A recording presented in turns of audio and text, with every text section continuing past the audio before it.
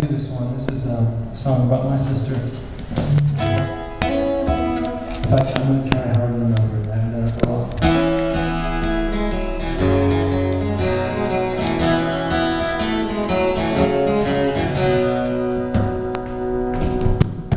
If I didn't have a sister, I would have never learned to walk. Who would have held my little hand? Who would have taught me how to talk? Who would have stood at the bottom of the slide in the park? Who would have calmed my feet in the lonesome bedroom dark? If I didn't have a sister, who knows what I would have done? But I did, yeah. Oh, I had a sister, yeah. I was a student in a classroom, a patient on a gurney, and a keeper of secrets, hitchhiker on a journey. I was the backup band, the singer for a bubblegum band, an actor when she needed someone to play a little man. If she didn't have a brother, who knows what she would have done? But she did, yeah, she had me. Now it wasn't always easy. There were lots of screaming fights. We'd be toe to toe, nose to nose, each one demanding he was right. We'd fight over affection, bicycle and the kite, and babysitters never came back after just one night.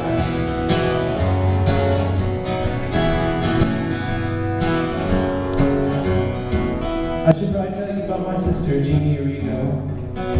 She's Jeannie T. Arrigo now. She got married and slipped that T in there just kind of as a marker. She lives in Chicago. She's an actress and a singer. She's a good actress and a good singer too. It wasn't always that way because see, we grew up in the hard scrabble eastern Missouri foothills. My parents moved out from the city. They were city slickers.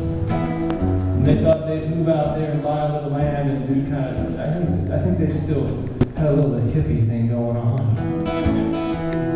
They were going to move to the land and see what it was about. We had some chickens, and we had ducks and geese, and cow, 2 pigs, baby maker, and what was that one? Mealtime, chow time. Baby maker and chow time. Chow time was when we were raised to eat. So horrible. I had lots of rabbits when I was a kid, and my mom started getting into goats, and she had lots of goats at different times. So, but before we moved out to the country, I got to move back a little bit further. We lived in Wicksville, which is a town, you know, kind of Urbana-sized town. That's how that's pretty. We lived in this little neighborhood there, and we would play outside in the summertime, my sister and I. And also my brother would play out there with us too. I told you earlier about my brother, the mechanical one. Now some of you may be from a family with some siblings. You may have 1 sibling. You may have 3 other siblings. You may have 4 or 5 or 6 siblings. Well, I'm not talking to you. Because this song is for people who have 2 siblings. Making a grand total of 3. Well, you know that. You know what it's like. 3 is an unstable number. What happens when you have 3 is you always get 2 siblings who gang up against the 1 sibling. It happens like clockwork, I think. I saw it happen in all kinds of families, but I saw it happen in mine too, and I noticed really early that this was happening. And I realized I wanted to be part of the 2 and not the 1. The 1 was, that stopped. So I was going to look at my brother and sister and see which one could hurt me worse, and that was the one that I was going to pair up with against the other one.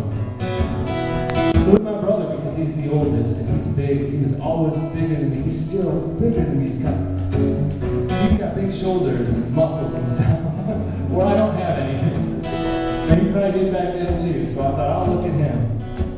My brother would do this thing when he got mad. He would grab his arm and hold it behind his back. And to this day, I think he was doing that so he wouldn't just pound our heads in him. He'd do this thing, and his face would get red, and he would shout, and spit would fly out, and he'd do this, close his eyes, and get really just like almost a tantrum, but kind of contained within himself. And he called us the names like stupid poopy head, P-lip, P-face. I think that was the one we called each other. And I thought, well, that's not bad. It doesn't hurt too bad. You know, sticks and stones and all that stuff. So I decided to look at my sister, Jean T. Arrigo, and see what she could do to hurt me. I learned quickly she was the kind of child who would throw a ball peen hammer straight at your head. Missed my brother by an inch. Thank goodness. So I was kind of leaning towards her. And then I remember there was this one hot summer day. We were all outside playing in the yard. Pretty soon, I remember a fight broke out. You know, we were arguing, and my brother was getting riled up, and my sister had done something to make him mad. And they were kind of going at each other, so I didn't really, you know, okay, I'll just stand over here. And we had this cat.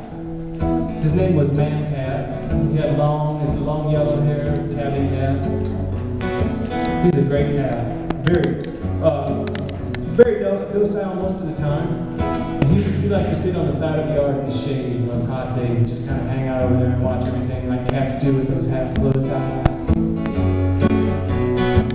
Well, the fight escalated. My brother started bending over at the waist, and you know, the red face, the spit flying, poopy face was coming out, and the P-lip, and he was just really letting her have it, you know.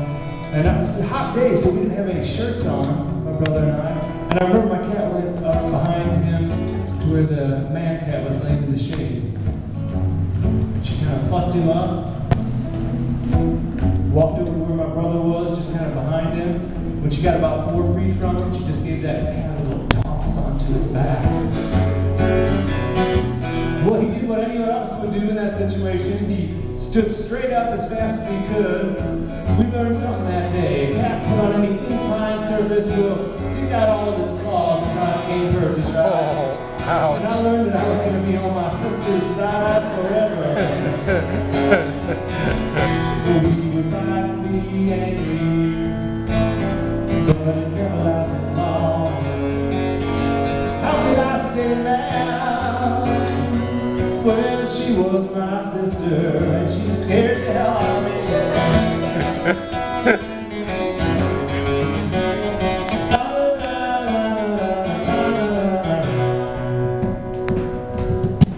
Well, it's a big, big, big world and ain't easy alone. It helps to have a brother or a sister all your own. Yeah, if you ain't got one, here's what you can do and say. You go to your closest neighbor, ask one of those kids to play. One or another.